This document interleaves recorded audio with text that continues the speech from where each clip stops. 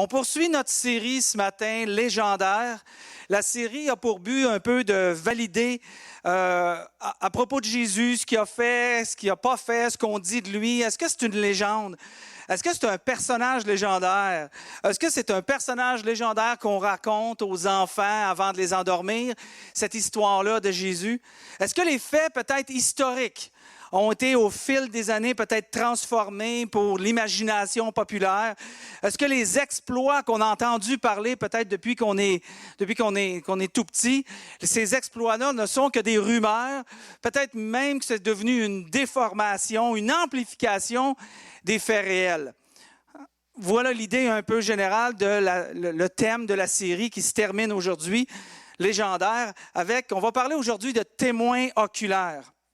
On vient juste de voir une petite vidéo qui nous montre un peu en images ce qui s'est passé à partir du moment que Jésus a fait la dernière Pâque juive, qui est aussi en même temps, on a vu la semaine passée, la première Pâque chrétienne que Jésus, même si on n'appelait pas ça encore des chrétiens à ce moment-là, le terme chrétien est arrivé beaucoup plus tard, puis c'était un peu même, le terme chrétien était pour dire, regardez, écoutez bien, c'est tous des gens qui suivent Jésus, mais un peu comme une moquerie. De là vient originalement le terme de chrétien. Aujourd'hui, c'est plus ça, heureusement, mais ça a commencé de cette manière-là.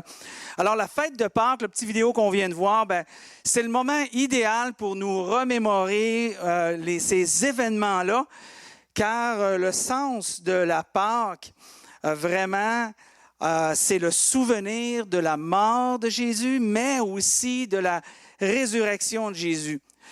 Pourquoi on associe la Pâque à la résurrection de Jésus? Parce que quand on parle de Pâques, on parle de célébration. Et dans cette célébration de la Pâque juive, on devait tuer un agneau. Et cet agneau-là était symbolique de l'agneau de Dieu qui a été offert pour le monde. Donc, quand Jésus est venu, c'est lui-même qui a donné sa propre vie à Pâques comme étant l'agneau pascal, finalement, qui a été donné pour chacun d'entre nous.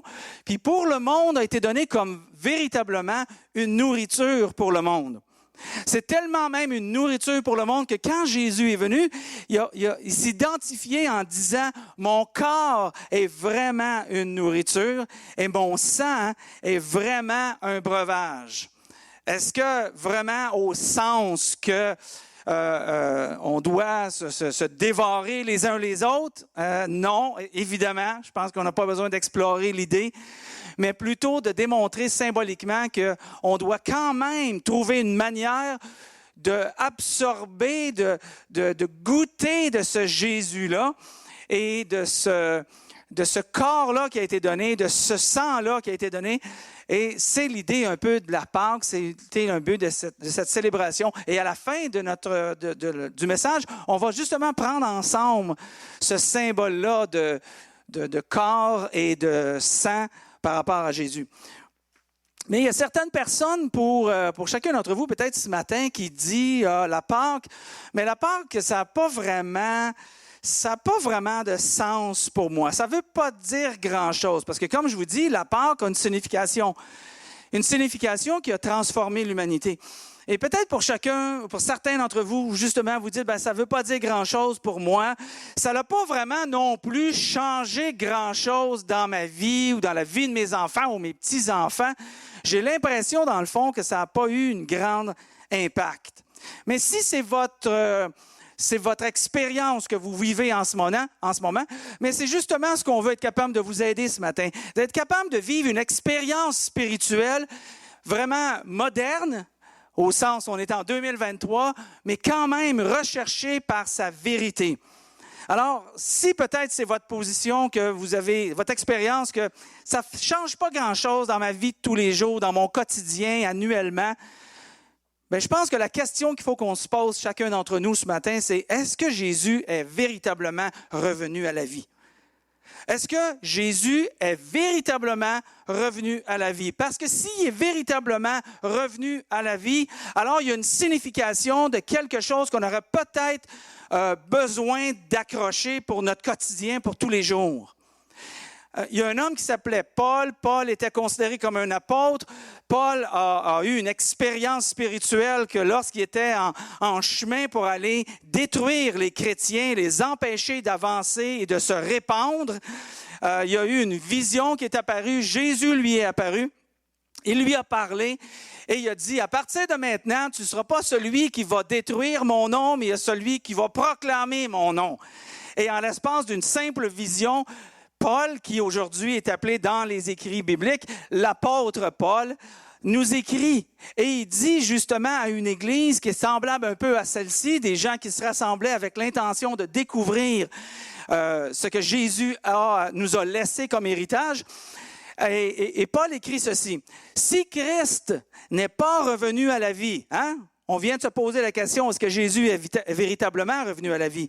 Et Paul continue en disant, « Si Christ n'est pas revenu à la vie, nous n'avons rien à vous annoncer et vous n'avez rien à croire. » Alors si Jésus n'est pas vraiment ressuscité, si Jésus ne fait pas quelque chose dans votre vie, dans votre quotidien, ne transforme pas votre vie, votre quotidien, vos semaines, vos jours, vos années,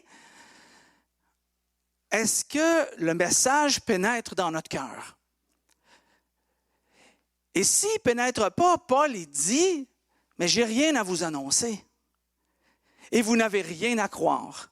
Alors si Jésus n'est pas ressuscité, si Jésus n'est pas revenu à la vie, moi, je prêche pour absolument rien. Si Jésus n'est pas revenu à la vie, vous êtes ici pour absolument rien. Vous devriez être peut-être ailleurs. Mais si vous êtes ici, peut-être avec la pensée de vous dire, y est-tu vraiment arrivé quelque chose? Est-ce que Jésus est vraiment ressuscité? Et si oui, à quoi ça sert? À quoi ça sert? Si Jésus est vraiment revenu à la vie, ça va nous donner à chacun d'entre nous, et c'est mon espérance pour chacun d'entre vous ce matin, ça va nous donner l'ancrage que notre confiance, notre foi, que notre confiance requiert plutôt pour décider de suivre Jésus. Si vraiment il est revenu à la vie, et si vraiment on croit à ça, ça va nous enraciner et ça va transformer votre vie. Pourquoi? Parce que si Jésus est vraiment revenu à la vie, réalisez-vous que cet homme-là a prédit qu'il serait mort, qu'il mourrait, puis qu'il reviendrait à la vie, qu'il y aurait une résurrection.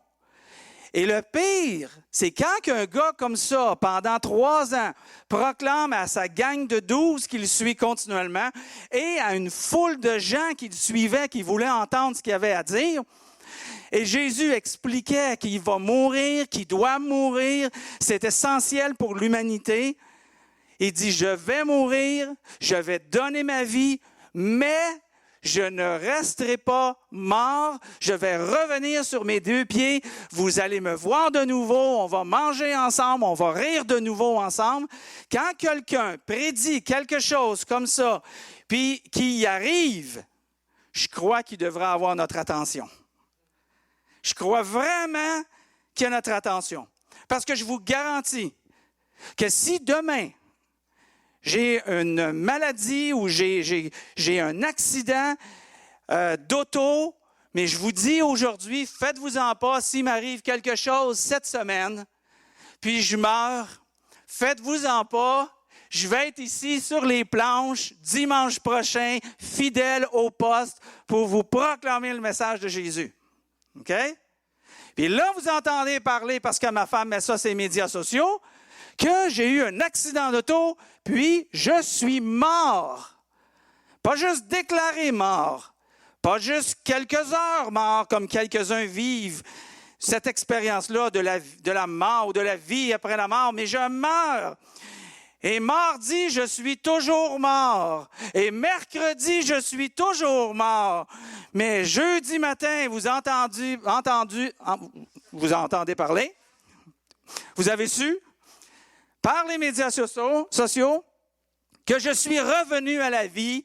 Il y a des témoins oculaires de ça. Puis dimanche prochain, je suis sur les planches ici, puis je suis en train de vous parler. Je vous garantis qu'on va être obligé de reculer le rideau qui est en arrière. Pourquoi? Parce que les gens vont avoir vu de leurs propres yeux. Parce que les gens vont avoir vu quelqu'un de mourir et de revenir à la vie. Et c'est ça que Jésus a fait. Et c'est ça qui peut bouleverser tout le monde ce matin. Le point ce matin, c'est d'ancrer notre foi. Mais d'ancrer notre foi, pas dans la Bible.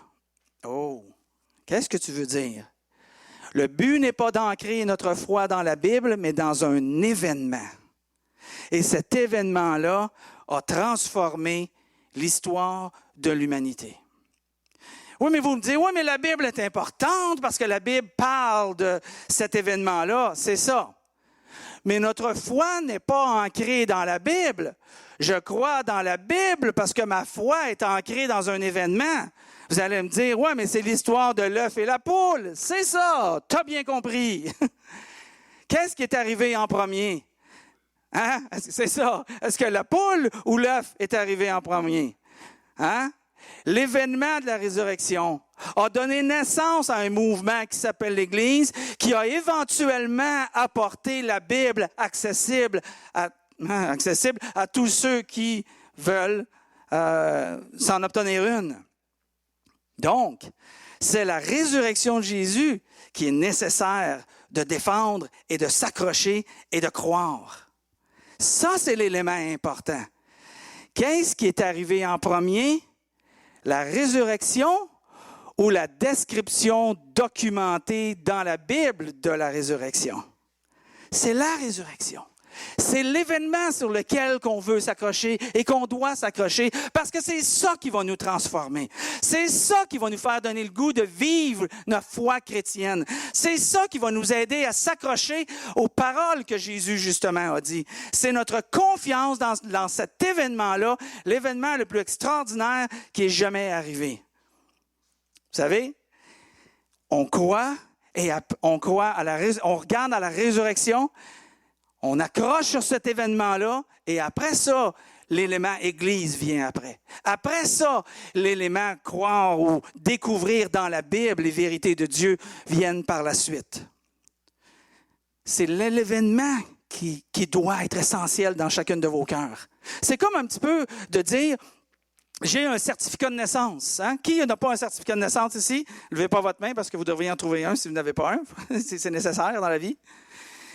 Et on a un certificat de naissance et ce certificat de naissance-là ne vous a pas créé. Hein?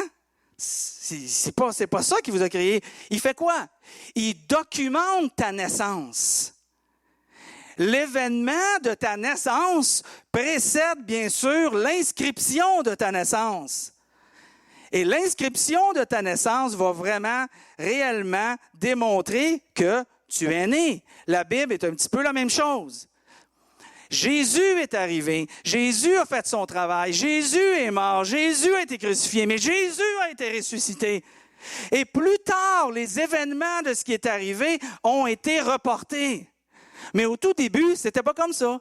Les premiers chrétiens, les premiers gens qui ont suivi Jésus, après que Jésus soit revenu à la vie, après que l'Esprit de Dieu a mobilisé des hommes et des femmes à faire connaître le message, justement ce message-là de la résurrection de Jésus, ça a pris presque 400 ans avant que des écrits soient rassemblés dans un document qu'on appelle aujourd'hui la Bible.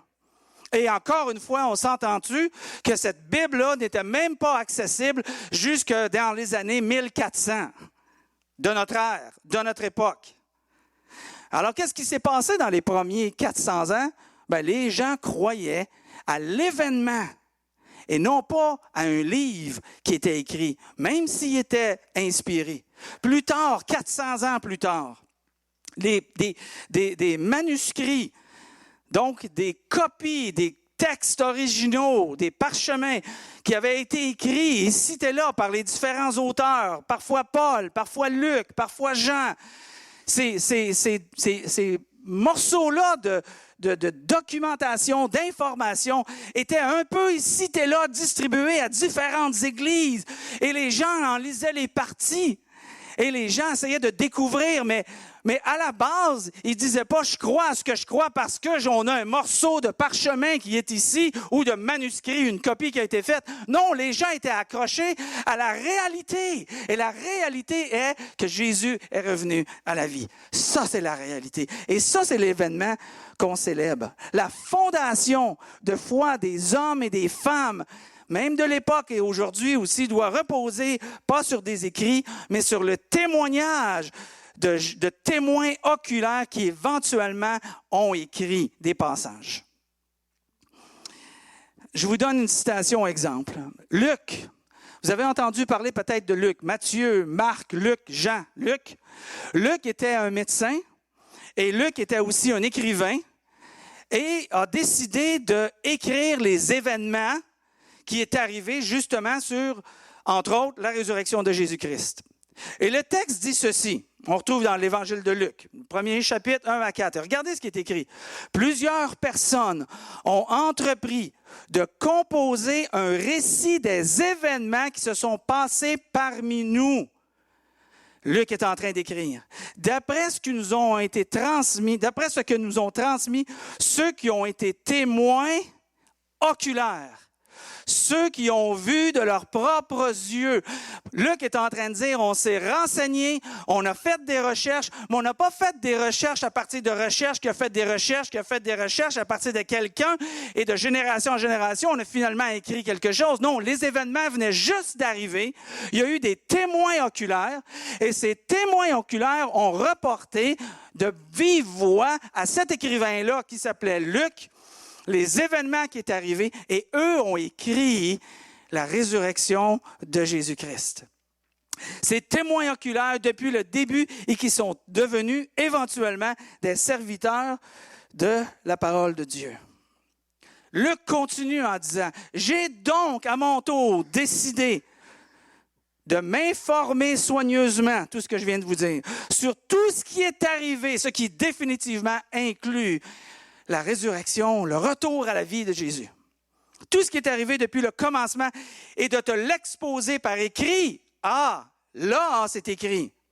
De manière suivie, très honorable, Théophile, pas Luc est en train d'écrire à un de ses amis. Alors tu pourras reconnaître, il conclut en disant, l'entière véracité des enseignements que tu as reçus. Alors tu pourras reconnaître l'entière véracité des enseignements que tu as reçus. Ce qui est important ce matin, ce qui va transformer vos vies, ce qui va donner un sens à votre vie, ce qui va expliquer pourquoi qu'on vit, qui va expliquer pourquoi c'est facile certains jours, pourquoi c'est difficile d'autres jours, pourquoi j'ai certains talents, pourquoi je n'ai pas certains talents, pourquoi je vis une certaine expérience et je ne vis pas comme lui ou elle cette expérience-là. Toutes ces questions-là, tellement existentielles, se retrouvent dans cet événement-là qu'on appelle justement la résurrection. Et que Luc nous dit qu'il s'est informé pour le décrire. Pour ceux et celles qui ne savent peut-être pas ce qui est arrivé, j'aimerais juste vous amener quelques passages, quelques éléments de l'histoire. Les éléments de l'histoire, Jésus a été rassemblé avec ses apôtres.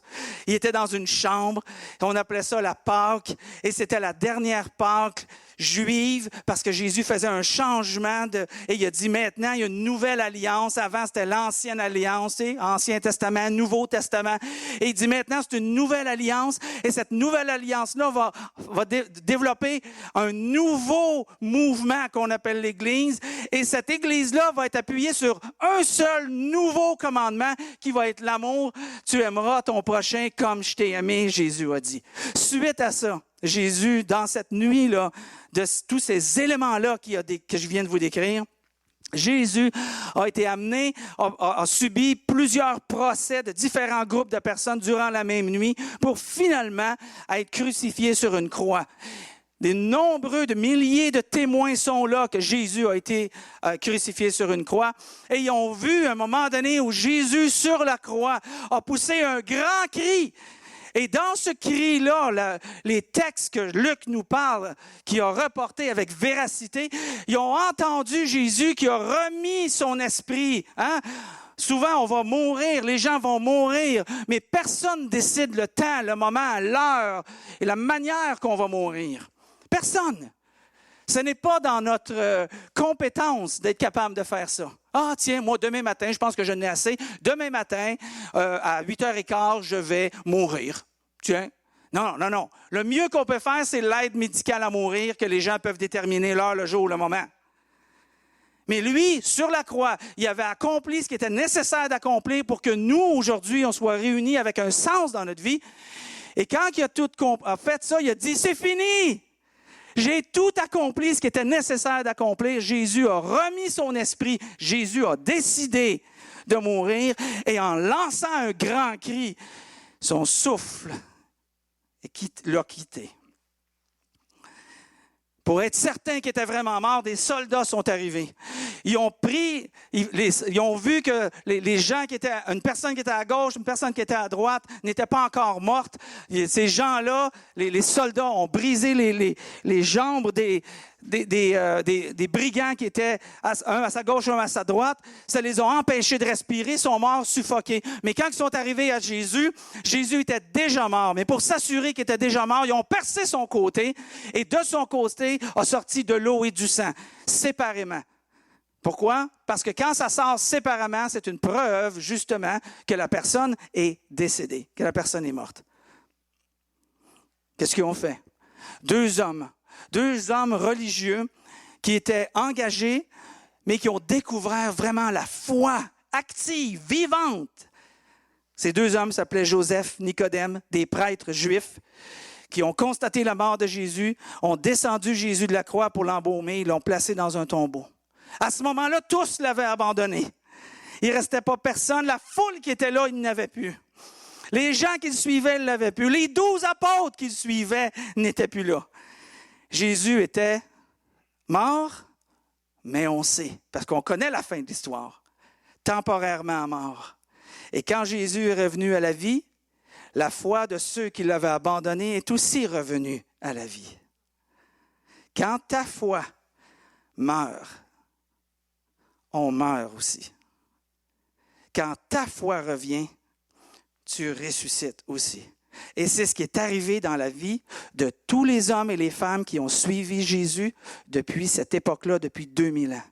Mais en dehors de ça, à ce moment-là, les gens avaient tous abandonné Jésus. Tout le monde. Il n'y a pas personne qui s'est rendu au tombeau le dimanche matin, le premier jour de la semaine, en disant « Ha ha! C'est là qu'il va être ressuscité. » Et là, 10, 9, 8, 7. Non, non, non, il n'y a pas eu de décompte. Ça ne s'est pas passé de même. Les femmes sont arrivées, certaines femmes sont arrivées au tombeau, ils ont vu que la pierre était roulée, que le tombeau n'était plus scellé et que Jésus n'était plus là. Et ils ont cru à ce moment-là que quelqu'un était venu voler le corps de Jésus. Il n'y avait aucune conviction que Jésus reviendrait à la vie. Si vous n'avez pas cette conviction-là, faites-vous-en pas. Vous n'êtes pas les seuls dans l'histoire qui a de la misère à comprendre à cet élément-là, qui transforme les vies des gens. Et là, ils sont arrivés, puis là, ils ont vu qu'il était en peine, ils pensaient que justement, qu'il mourrait, qu'il avait été volé plutôt. Mais tous ces éléments-là nous amènent à comprendre qu'à un moment donné, Jésus a réapparu dans cette même journée-là à ces femmes-là. Dans cette même journée-là, il a réapparu à des disciples qui le suivaient. Dans cette même journée-là, il a réapparu à des apôtres. Et dans une période très rapprochée qui a suivi par la suite, Jésus a apparu à plus de 500 personnes. Jésus s'est fait connaître régulièrement. Alors, c'est vraiment, il y a eu nombreux témoins oculaires de sa résurrection. La fondation de notre foi, la fondation de notre confiance dans cette vie n'est pas grâce à un livre inspiré, mais grâce à un événement qui a inspiré ma vie par le livre. La fondation de la foi n'est pas grâce à un livre inspiré, mais grâce à un événement qui a inspiré ma vie par le livre. Et j'aimerais que chacun d'entre nous ce matin, on puisse arrêter et réfléchir à cette cette réalité-là, que je ne demande pas ce matin à personne de dire « tu dois croire en tout ce qui est écrit dans la Bible ». Que tu dois croire à tous les éléments, ceux que tu ne comprends pas, ceux qui sont extravagants, ceux qui sont, pour toi, pour moi, inexplicables. Non, je n'irai pas si loin, mais simplement de croire en la résurrection de Jésus-Christ. Pourquoi? Parce qu'il était et il est toujours le Fils de Dieu qui a donné sa vie pour chacun d'entre nous. Et pourquoi il a donné cette vie-là? Parce qu'il sait que dans notre condition d'homme et de femme, nous sommes séparés de Dieu simplement à cause de notre imperfection humaine. Et Jésus a voulu s'assurer que personne ne puisse être éloigné de Dieu, et dans cette vie, et dans la vie à venir, et dans l'éternité. Alors il a dit, moi je vais mourir. Moi, je n'aurai jamais fait de faute de ma vie. Mais il dit, je vais être l'agneau pascal, je vais être le sacrifice vivant, je vais être celui qui va mourir à ta place, pour toi.